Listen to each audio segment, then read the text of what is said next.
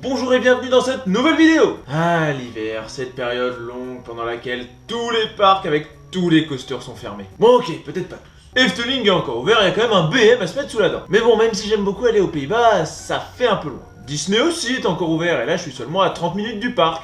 Mais bon, si Disney sait mettre le paquet sur la magie...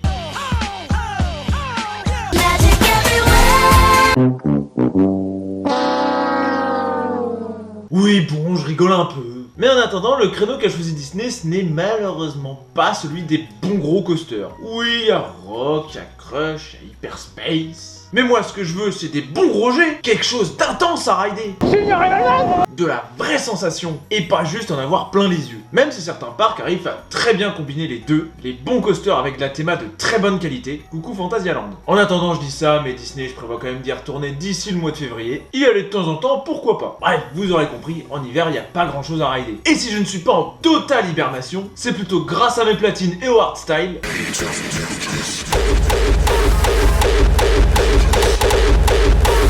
En attendant, niveau coaster, c'est le calme plat. Et je vous avoue qu'un bon coaster à l'heure actuelle, ça me manque.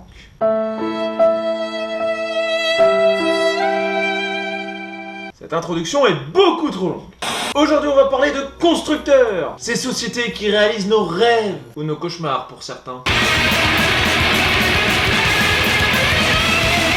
Sans qui nous ne pourrions pas prendre de plaisir à bord d'un simple petit train lâché sur des rails. Et aujourd'hui on va parler de deux constructeurs de référence. Du moins à l'époque où je suis devenu coaster fan, c'est-à-dire en 2009-2010. Depuis, d'autres constructeurs ont su se démarquer chacun à leur manière, mais en attendant, ces deux constructeurs-là restent une grosse référence à connaître. Commençons par le plus ancien des deux, Intamin AG, qu'on abrégera en Intamin. Basé à Volro en Suisse et fondé en 1967, cette société conçoit donc des coasters, logique sinon on n'en parlerait pas ici, mais aussi d'autres types d'attractions à destination des parcs. Ils sont notamment à l'origine des freefall, des rafts, et construisent aussi des flumes, des splash, des tours d'observation et même quelques flat rides. Et pour sortir du domaine des parcs d'attractions et des coasters, Intamin fabrique aussi des monorails pour les transports en commun, comme par exemple ce monorail à Moscou.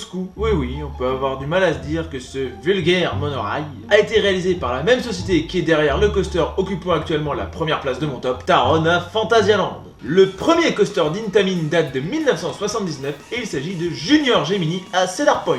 Bon, pour l'instant on est sur du kiddie coaster. Ça ressemble presque plus à une mauvaise pomme et on imagine difficilement qu'ils ont conçu Taron par la suite. Mais bon, faut bien commencer quelque part. Intamin est un constructeur qui aime bien prendre des risques, en visant plus grand, plus haut, plus rapide. Ils sont souvent à l'origine de records historiques dans le domaine des coasters. Le premier coaster à atteindre 90 mètres de haut, Tower of Terror à Dreamworld, par Intamin. Bon, c'est encore petit finalement, alors on va pousser à 120 mètres de haut. Superman Escape from Clifton à Six Flags Magic Mountain. Encore un Intamin. Oui, mais là c'est un peu de la triche parce que 120 mètres de haut c'est la taille de la structure. Et le train il va pas jusqu'à tout en haut. Pas grave, cette fois-ci on va aller jusqu'à 129 mètres de haut et le train ira réellement à cette hauteur-là. Top Thrill Dragster à Cedar Point, toujours du Intamin. Oh, puis finalement on va recommencer avec 139 mètres de haut, on peut toujours grimper plus. King Daka à Six Flags Great Adventure, encore et toujours Intamin. Bref, vous aurez compris qu'Intamin aime bien repousser les limites. Le premier giga coaster c'est Millennium Force à Cedar Point.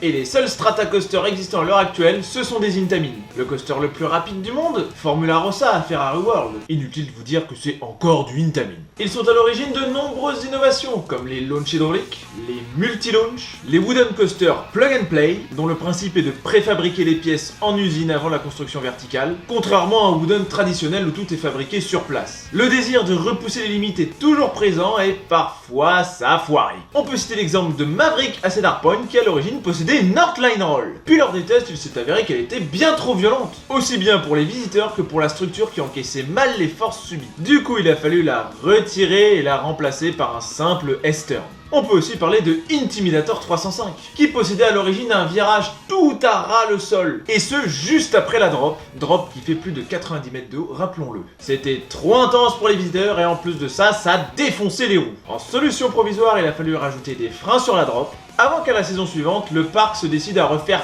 complètement le virage, en le relevant un peu. C'était déjà plus supportable, mais même après ça, les visiteurs continuaient à parler de voile noire après avoir ridé le coaster. En exemple un peu moins extrême, on peut parler de Furious Baco à Port Aventura. Premier coaster de type wing, c'est-à-dire avec les sièges situés aux extrémités du train. Et c'est un coaster qui vibre atrocement et qui tombe si souvent en panne que la première expression que j'ai appris en espagnol, à Port Aventura, c'était Fuera de servicio, littéralement hors service. A l'origine, Intamin sous-traitait la fabrication de ces coasters chez Giovanola. Retenez bien ce nom car je risque fortement d'en reparler plus tard. De ce fait, les premiers gros coasters d'Intamin utilisaient un design de rail plutôt volumineux, avec une spine carrée, notamment sur leur modèle stand-up. Mais par la suite, ils ont très vite développé un design de rail complexe, en triangle ou rectangle qu'on désignera par tritube ou quadritube, et qu'ils ont utilisé sur leurs plus gros coasters, dont Taron, mon numéro 1. Plus récemment, ils ont développé un autre design, avec une spine massive, voire carrément une double spine.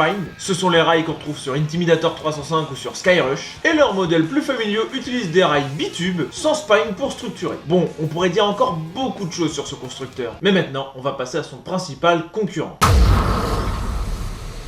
Eux aussi basés en Suisse, décidément il faut croire que l'ère de la montagne favorise la conception des coasters de qualité. Bolliger et Mabillard, on va dire BM, ce sera plus simple, est une société relativement jeune comparée à d'autres constructeurs, puisqu'elle a été fondée en 1987 et que leur premier coaster date de 1991. C'était un an avant l'ouverture de Disneyland Paris, et surtout un an avant ma naissance. Purée, je me sens vieux. Comme le nom le suggère, la société a été créée par deux ingénieurs, du nom de Walter Bolliger et Claude Mabillard, qui avant de former leur société faisaient partie de Giovanola. Oui, c'est la boîte dont j'ai parlé plus tôt dans la vidéo et qui sous-traitait pour Intamin à une époque. Et c'est d'ailleurs à ces deux ingénieurs qu'on doit le design de rails imposant, qu'ont absolument tous les coasters BM, reconnaissables entre mille et qu'ils utilisent toujours aujourd'hui. Ce qui explique pourquoi certains vieux Intamin ont d'ailleurs le même style de rail. Le premier coaster réalisé par BM est Iron Wolf à Six Flags Great America. Ouvert en 1991, c'est un coaster plutôt classique. Pas très grand et avec seulement deux inversions. Aujourd'hui, le coaster existe toujours, mais il a déménagé à Six Flags America. Et il est en train de changer actuellement de nom et de type de coaster, passant d'un stand-up à un floorless.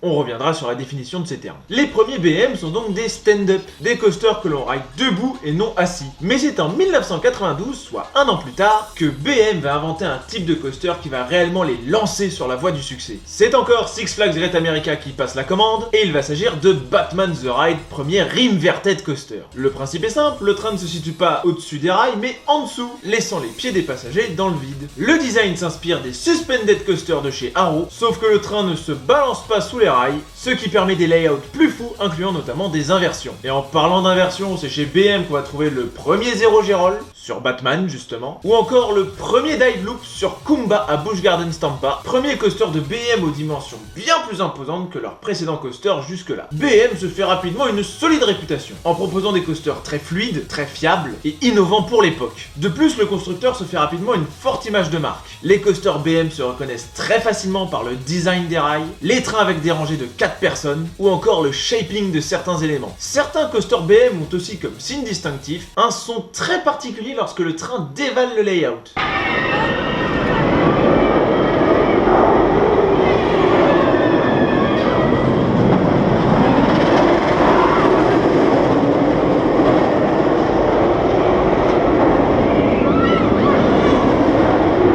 Ce rugissement, qui rajoute vraiment une prestance au coaster, est lié à l'utilisation de roues exclusivement en nylon par BM, jusqu'en 1997 où ils ont commencé à utiliser des roues en polyuréthane, d'abord dans un souci de réduire justement les nuisances sonores, parce que ce rugissement là ça fait justement beaucoup de bruit, puis ensuite pour mieux ajuster la vitesse des trains selon les concepts initiaux du coaster. Par la suite, ils continuent de proposer des nouveaux types de coasters, avec en 1999 les hypercoasters et les floorless. Le premier consiste en d'immenses coasters dépassant généralement les 60 mètres de haut, et dont les sensations recherchées sont surtout les airtime, alors que le second consiste à avoir des trains sans sol, avec les pieds qui se balancent dans le vide au-dessus des rails, sur des layouts comprenant plusieurs inversions. 2002 va voir arriver le premier Flying Coaster BM, s'inspirant à la base d'un concept de chez Vekoma mais en y apportant de nombreuses améliorations. Enfin, plus récemment en 2011, BM a sorti sa variante du Wing Coaster, inventé à la base par Intamin, et là aussi en corrigeant les nombreux problèmes. Heureusement, parce que bon, sur Furious Baco ça fonctionnait pas si bien que ça. Aujourd'hui, BM reste une valeur sûre. On sait que quand un parc signe un contrat chez BM, derrière ce sera sûrement un très bon coaster. Mais on peut leur reprocher de se reposer un peu sur leur laurier aujourd'hui.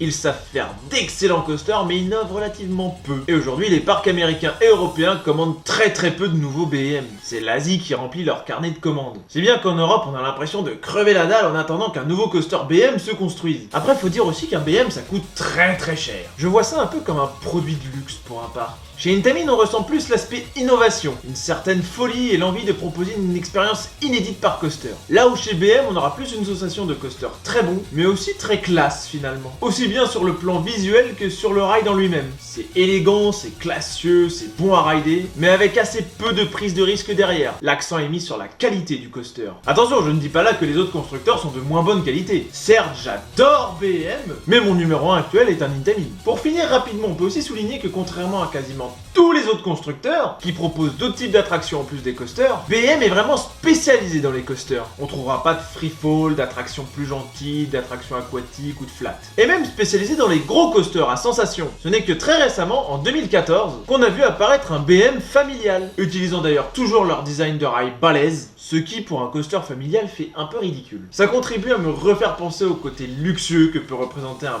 BM au sein d'un parc.